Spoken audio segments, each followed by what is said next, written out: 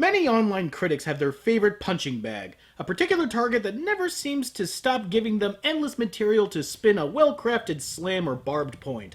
And for me, my favorite punching bag is Gabe. And also Central Park Media. We've talked about this long-since-defunct company many times over the course of Anime Abandon's run, but outside of talking about the infamous John O'Donnell, we've never really touched on the back-asswardness of the company itself. It was one of the very first anime licensing companies around, going back all the way to its first release in 1991 with Dominion Tank Police. With such a vaunted title like Tank Police, you'd think that would set a precedent for what was to come from Central Park Media. But then MD Geist happened. Yes, our little anime that couldn't, Geist, was soon adopted as CPM's corporate mascot, and would soon be the measuring stick by which all future CPM releases would be judged. And that judgment usually wound up being, well, that sucked. But at least it wasn't fucking MD Geist!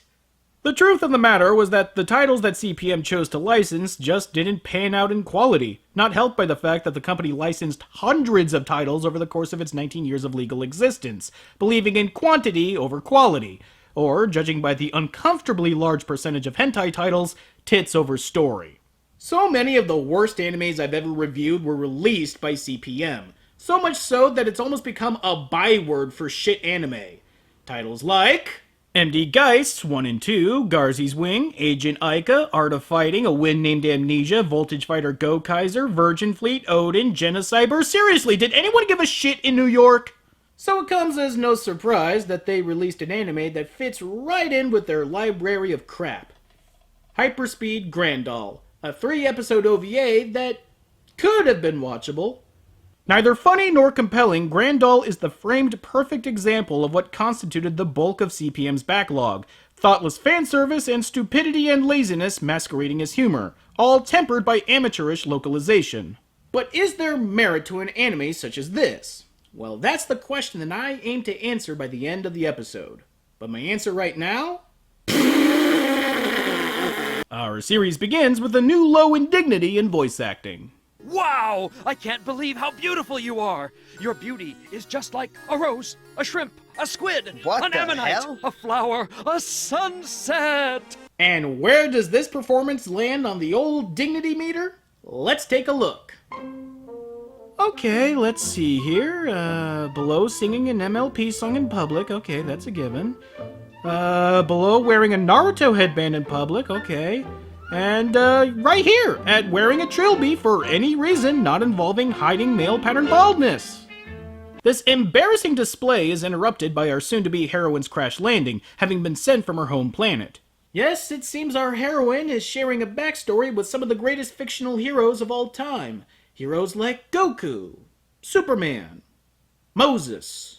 We've lashed forward to the present day, where it seems our little girl here is turned to the stuff that waifu dreams are made of. Check it, she's not only self-described as perky and energetic, but also a die-hard fan of tokusatsu shows. Why not just print yourself on a body pillow and be done with it? A gentle and beautiful mom. A not-so-normal dad, aka mad scientist. Sweetie, you don't even know the half of it. You should see how his other family's doing. After some truly unfunny shenanigans involving a jetpack and accidental man-groping, we zoom out to space to meet our villains. Ha! The level of scientific advance on this planet is a joke. A total dinosaur. Don't be so quick to judge, Peos. A researcher says that they are advanced enough to travel to outer space. Advanced or not, it doesn't change our mission here. Oh, no. What are you doing? I can't believe you would immobilize our ship on your stupid hunch. Ugh, such a brute. It's like if Nathan Lane was doing a Paul Lynde impression. Ugh, that commander's jockstrap will never outdo me. I'll show her a thing or two. Listen, this device picks up any vibration in the alternate space. And I know a thing or two about vibrations. As Waifu's secret lineage makes her the target of Nathan Lynde here, her magical artifact begins to speak to her, telling her of her ultimate destiny. Hikaru, I had hoped to let you live a peaceful life, but I'm afraid they have come. The fate of Earth, rather, the whole universe, now depends on you. The fate of the whole universe? Who are they? So, do you mean who are the people that are coming, or do you mean who are the fate of the universe? Did anyone proofread this crap? The next day, Waifu and extra baggage in the form of her best friend go out on a double date at Kamihama Land, and know that low-hanging fruit will remain on the vine. So, because this show hates us, we get to follow Waifu on her dream date with Mr. Personality here. Fab, fab, fab, it's a dream. Narazaki is next to me, smiling only at me. Fab, fab, fab. I could just die. Keep talking! Relief comes in the form of one of Nathan's lackeys who stops Waifu in the Hall of Mirrors. And really, are we so desperate for ideas that we resort to the Hall of Mirrors cliche? This way, this way. Oh, Senior? Oh no, I think I'm lost. Asshole, you're in the Hall of Mirrors! That's kind of the point! That's like going into the bathroom and saying, "Oh no, I've gotta pee!" And of course, the little idiot thinks this is all a part of the ride, and even when the bot crashes into a stage show of her favorite tokusatsu hero, it still doesn't register until the whole theme park is lit up like Backdraft. She would have been a goner too if it weren't for that jockstrap Nathan was mentioning earlier spoiling everything, calling the bot out for using Waifu as a shield. And, as if on cue, this causes Waifu to finally come to her senses and obey the voice inside her head. Call me Hikaru. You are the chosen warrior. Transform yourself into Grandoll. Grandoll? Cry out, grand change. Alright, whatever you say. I love how even when she's being told to become a mighty warrior and save the day, she responds with all the backbone and tenacity of a 5-year-old being sent to his room. So after the requisite transformation sequence, we finally see our magical girl in her combat armor. If only her personality transformed too. Oh, holy moly! It looks like I'm now some kind of action hero! If I was trapped in a burning building and I woke up to find myself having been saved by her, I think I'd jump back in. Damn it! Grandoll King! Powerful. Too powerful. Too powerful. The true power of the royal armor. So, are you saying that the armor is powerful? Or are you saying that the power of the armor is powerful? Or are you saying that the powerful armor's power is too powerful for your own power? Or are you saying... So, Mecha Waifu trounces the bot and the day is saved. The news reaches Nathan's ears and, well, he doesn't take it very well. How could you? You've ruined a great opportunity, god damn it! Every single line out of this character's mouth is gold! Who is this actor? Ted Lewis? Huh, what else has this guy done? Oh, so he was Go Kaiser, Organ, and Eiji. Well, that's cool. What else is he?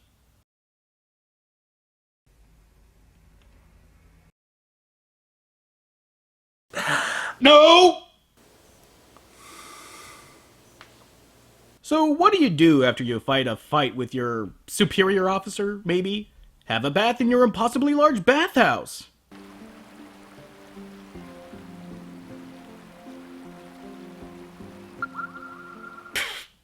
A little cold in that bathwater, eh? Or are you smuggling raisins? Don't ever touch me! I beg your pardon, ma'am, but I must help you bathe, Sharma.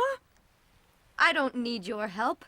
I am now a warrior. I am a strong, independent woman who don't need no man. Even if you are a woman.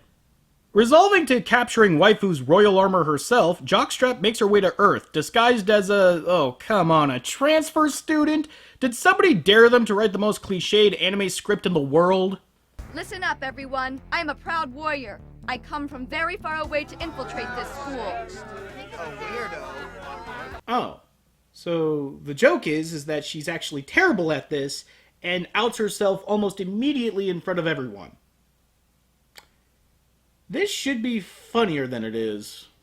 I mean, it's a cleverish idea, but it's presented in the most slapdash way possible with nothing going on beyond that, other than that nobody seems to care.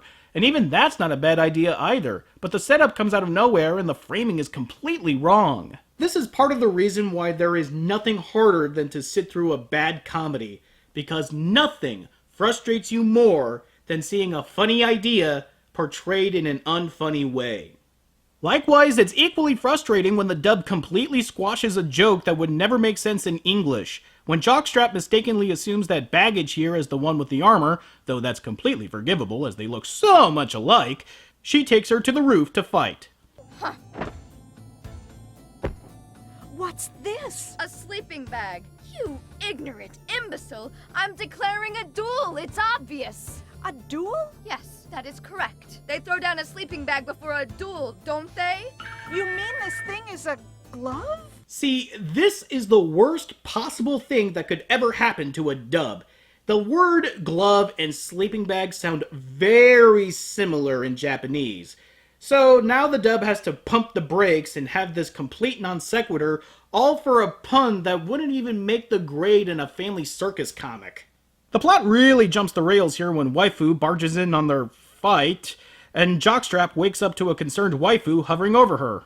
Oh, let me see. Does your head hurt? What is this sensation? Warm and fuzzy? Tender, delicate. I hate it! Yeah, out of nowhere, the show takes this really bizarre Yuri turn, and this is about as subtle as the show gets. Most times, it's more like this. Damn, those guys are really dogs. Well, she is a beauty. A tad curious, though. Oh, whatever. And your impression? Fabulous. Like, are you going lesbo? Baggage, they prefer the term needing male attention. Suave, you asshole! I told you to stay away from my computer! You can't silence the truth, Sage. I'll notify the tennis club, okay? You shameless absentee. Shigil, why don't you wait for me at the flower garden? Damn Sheagle. You're turning this into a sitcom. Oh, I know, honey, and not even a good one like Bewitched. Oh, that Uncle Arthur was a card.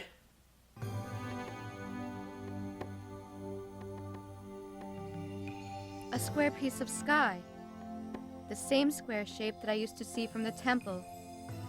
But this place is no prison. What the fuck was that? You mean to tell me that reminded you of your tragic past?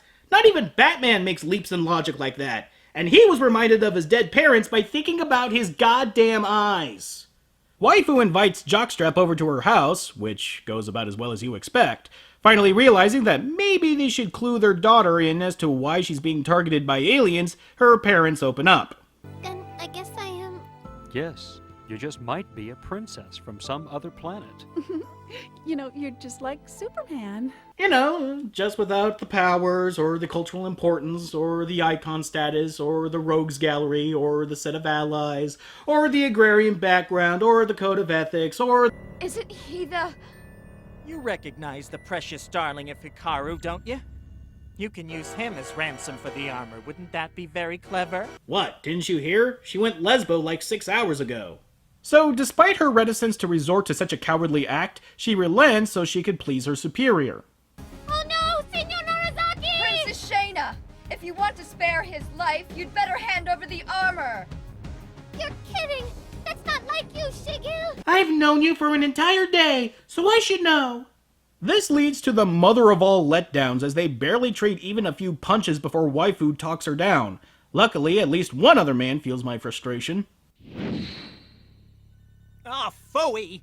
All for nothing! God, now he's channeling Ethel Merman. Everything he says needs to be on a hat. Or at the very least, a t-shirt for babies. So Nathan says fuck it and starts destroying the city. And they didn't start off with this because... It's not me! You can't involve innocent citizens in this battle! Oh, it's an honor thing. Well, that didn't stop you from blowing up half of the amusement park from the first episode, now did it? What are you saying? Just wait around for free Chalk to take it out on us?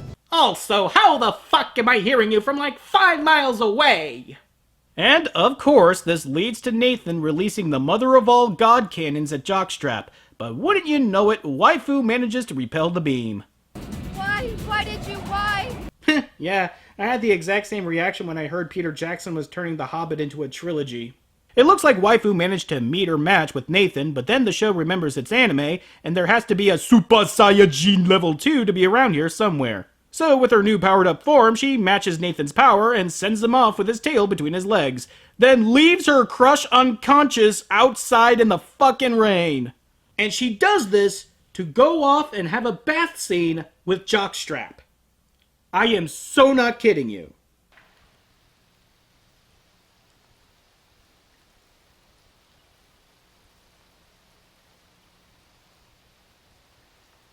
Okay, we all know why this scene is here, but you know what? The scene itself could have been worse. I mean, it's still pretty bad, all things considered, but at the very least, the anime tries to frame this interaction not so much in an erotic way, but rather in a romantic, loving way. They never go so far as to say they become involved, but the implications are pretty fucking obvious, unless women routinely take baths together and then nestle their faces in each other's breasts. Plus, considering the crisis of faith that Jockstrap is going through, there is the semblance of an actual well-done scene here. Go girls, go girls, go girls. She has grown so much. Until that fucking happens! What? She's his adopted daughter. Which means it's cool.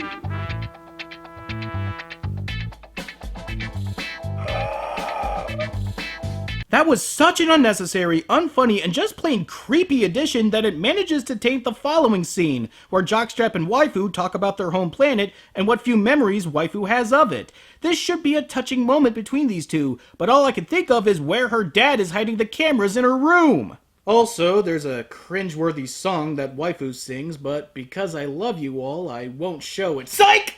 A piece of star cracks in two. They are two, but really one. They are really the same. They are really the same. My love is cruel and unrepentant. The TV! The TV! It's just awful. Heiress to the royal armor, hear my words. Heiress to the royal armor, surrender the armor now! I have journeyed across an ocean of stars to reach you. Hack Snyder strikes again! Well, since she kinda lives on the planet that's threatened to be destroyed, the two strap on their big girl pants and set off to confront... Really, guy? Were the pink diamonds necessary? Where the hell did you steal that armor from? Liberace's mansion? Normally, I'd be a bit more invested in the main bad guy, but ever since he killed off Nathan at the beginning of the episode, the man is dead to me. Honestly, his introduction is so late into the series that by the time he explains why he wants that armor so bad, the last episode is half over, and at that point, who cares? Certainly not the actor playing Splendor Man, judging by his line read here. What Planet Grand really needs now is the rule of a great dictator. A new hero who bears the royal armor. But, Sir Friedshelf, you don't mean... Oh yes, it is me. I am, behold, the Chosen One.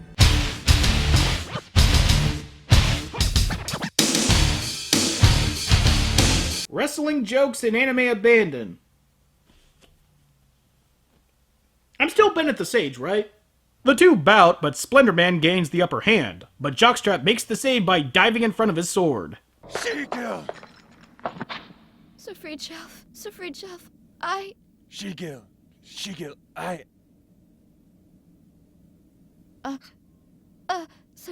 Sir Friedshelf. Shut up! God, you're nearly as bad as could go! Whoa, whoa, whoa, whoa, whoa, whoa, whoa.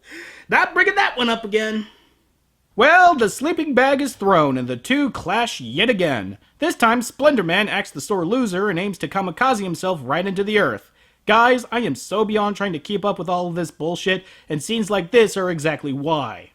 Now you can watch me kamikaze myself into Earth, with my starbuster spinning out of control. No, you'll destroy the whole universe! The whole universe? Where the hell did this come from? This is like a 13-year-old helming a D&D campaign. And true to script, Waifu has had enough and stops the ship from crashing into the Earth, which would destroy the universe somehow, by turning into the Phoenix Force and shooting it, but not damaging it too much so that she can rescue Jockstrap. Oh yeah, she's fine, by the way.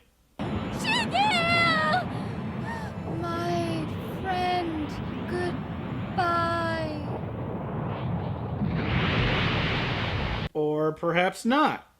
But Shigo... No, she's fine. I just know it. Shigio couldn't have died. She's alive. Or perhaps fuck you. Well, we never find out if her hunch was correct, as Waifu's family arrives for a nauseating ending. And good God, this could not have come sooner. Watching Hyperspeed Grandoll is like taking a right hook to the temple. There's a lot of initial pain, and afterward you're left wondering what the hell is going on. What's worse is that it didn't need to be as bad as it is, but with that dub and that atrocious and horribly translated script, it took a harmless if goofy magical girl show and turned it into thumbscrews. It's only saved by the performance of Nathan here, but that's not exactly a sincere note of quality, and also by the few times the anime is able to poke through the localization. Sadly, this is the legacy that Central Park Media has built for itself. Founded by an egomaniac, produced forgettable, if not completely shitty anime by the truckload, and then finally forced into bankruptcy and selling off what few licenses that they had left. Well, that was fun, but not nearly as fun as next month, because it's gonna be Ninja Month here on Anime Abandon, and we're kicking it all off with the deceptively titled Ninja Resurrection. Till next time.